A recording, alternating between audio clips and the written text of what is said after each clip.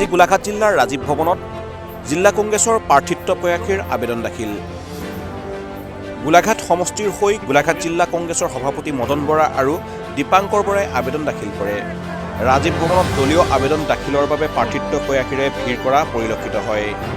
কাইলৈ যিহেতু আবেদন দাখিলৰ অন্তিমটো দিন, সেয়ে ৰাজীৱ ভৱনত এক উলহ মালহ পৰিৱেশ বিৰাজ কৰে। উল্লেখযোগ্য যে অজন্তা নেওগৰ বিজেপি গমনৰ পাছত গোলাঘাট সমষ্টিত এইবাৰ দেখা যাব নতুন মুখ। ইতিমধ্যে টিকট বিচাৰি ৰাজীৱ ভৱনত পুৰণি প্ৰাৰ্থিত্ব প্ৰয়াসী আগমন ঘটা দেখা গ'ল।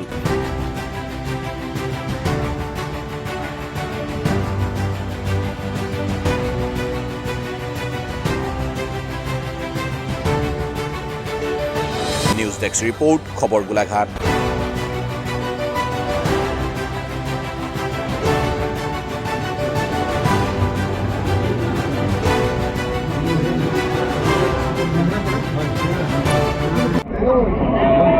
গোলাঘাট জিলাৰ মই এতিয়া কংগ্ৰেছৰ সভাপতি হিচাপে আছোঁ আৰু বিশেষকৈ মই গোলাঘাট সমষ্টি ৩ নং সমষ্টিৰ বাবে মই প্ৰাৰ্থিত্ব বিচাৰি আজি সমগ্ৰ কংগ্ৰেছে ৰাজীৱ ভৱনত প্ৰাৰ্থিত্বৰ বাবে আজি এপ্লিকেশ্যন কৰিছোঁ।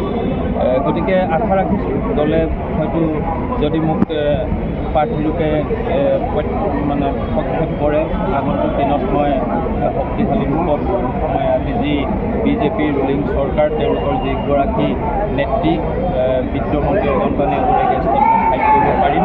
আমি দেখিছোঁ বিশেষকৈ আজি 2001 চনৰ পৰাই তেওঁ অজন্তা নেওগ ডাঙৰীয়ানী তাৰপিছত MLA তথা মন্ত্ৰী হৈ আজি 25 বছৰ কাল প্ৰায় সমাপ্ত কৰিব। কিন্তু আমি দেখিলোঁ বিশেষকৈ দুই এটা ৰাস্তাৰ পদূলি উন্নয়নৰ বাহিৰে তাৰ যিখিনি নিবনুৱা সমস্যাই হওক বা অন্যান্য স্বাস্থ্যৰ কথাতে হওক, যিকোনো কথাতে দেখিছোঁ তেওঁ উন্নয়ন কৰিব পৰা নাই। আৰু তেনেস্থলত যদি আশা ৰাখিছোঁ দলে যদি আমাক প্ৰাৰ্থিত্ব দিয়ে, বিশেষকৈ তৃণমূল পৰ্যায়ৰ পৰা আমি কাম কৰাৰ আমাৰ এক্সপিৰিয়েঞ্চ আছে। গতিকে যদি দলে আমাক প্ৰক্ষেপ কৰে, নিশ্চয় মই তেখেতৰ বিপক্ষে শক্তিশালী ৰূপত মই প্ৰতিদ্বন্দ্বিতা আগবঢ়াব পাৰিম আৰু আগন্তুক দিনত মই তেওঁক বিশ্বাস আছে। আৰু বিশেষকৈ মই এটা তাৰ মাজতে কওঁ যে আমাৰ প্ৰদেশ কংগ্ৰেছৰ যিগৰাকী নেত্ৰী সন্মানীয় বৰুণ ডাঙৰীয়া, তেওঁ যেনেধৰণে বিবেচিত কৰে আৰু যেনেধৰণে তেওঁ আমাক দলৰ কাম কৰিবলৈ দিয়ে, আমি প্ৰত্যেক মুহূৰ্ততে আমি এজন নিষ্ঠাৱান কৰ্মী হিচাপে প্ৰস্তুত আছোঁ। যেনেধৰণে তেওঁ আমাক নিৰ্দেশ দিয়ে তেনেধৰণে আমি কাম কৰি যাবলৈ প্ৰস্তুত হৈছোঁ। আমি গোলাঘাট জিলা কংগ্ৰেছৰ তৰফৰ পৰা গোলাঘাট জিলা কংগ্ৰেছৰ সভাপতি মদন বৰা আৰু প্ৰশাসনিক সাধাৰণ সম্পাদক দীপাংকৰ বৰা দুয়োগৰাকীকে আমি প্ৰাৰ্থিত্ব বিচাৰিবলৈ কাৰণে অনুৰোধ জনালোঁ। ইতিমধ্যে আবেদন কৰা হ'ল।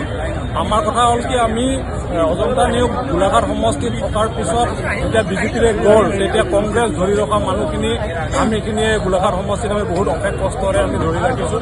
সেই গতিকে আমি এতিয়া সঠিক কংগ্ৰেছ কৰা মানুহৰ প্ৰাৰ্থিত্ব বিচাৰিছোঁ। গোলাঘাট সমষ্টিত এটা নতুন মুখৰ আমি সন্ধানত আমি ওলাই আমি মদন বৰা দীপাংকৰ বৰা গোলাঘাট জিলাৰ সভাপতি আৰু বা প্ৰশাসনিক সাধাৰণ সম্পাদক দুয়োগৰাকীৰ মাজত যাকে শ্ৰেষ্ঠ বুলি ভাবে তাকে অসম প্ৰদেশ কংগ্ৰেছৰ সভাপতি মাননীয় গৌৰৱ গগৈ ডাঙৰীয়াকে প্ৰমুখ্য কৰি বিষয়ববীয়াই প্ৰাৰ্থিত্ব প্ৰদান কৰিব বুলি অনুৰোধ কৰিছোঁ।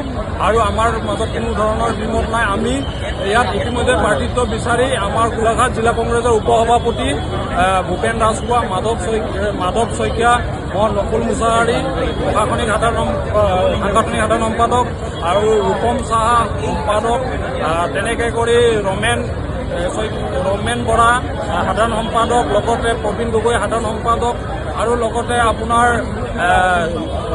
গোলাঘাট জিলা ছ'চিয়েল মিডিয়াৰ জিলা সভাপতি পাপুল শইকীয়া, NSYৰ সভাপতি গোলাঘাট ৰক্তিম বৰাকে প্ৰমুখ্য কৰি আমি সকলোৱে ইয়াত প্ৰাৰ্থিত্ব বিচৰাত মদন বৰা আৰু দীপাংকৰ বৰাৰ লগত আহিছোঁ।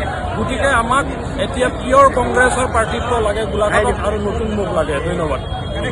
এতিয়া আহি গোলাঘাট বিধানসভা সমষ্টিৰ পৰা 103 নং তাৰপৰা মই দলীয় প্ৰাৰ্থিত্ব বিচাৰিছোঁ আমাৰ ভাৰতীয় জাতীয় কংগ্ৰেছ দলৰ পৰা। যিহেতু মই 2000 ছাত্ৰ সংগঠনৰ পৰা NSYৰ পৰা আজিৰ দিনলৈকে কংগ্ৰেছ কৰি আছোঁ।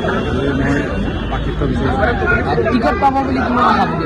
আমি ভাৰতীয় জাতীয় কংগ্ৰেছ দলৰ জাতীয় পতাকাৰ তলত আমি বিশ্বাস কৰোঁ যে আমাৰ যিহেতু মই 2002 চনৰ পৰা ছাত্ৰ সংগঠনৰ পৰা যুৱ কংগ্ৰেছ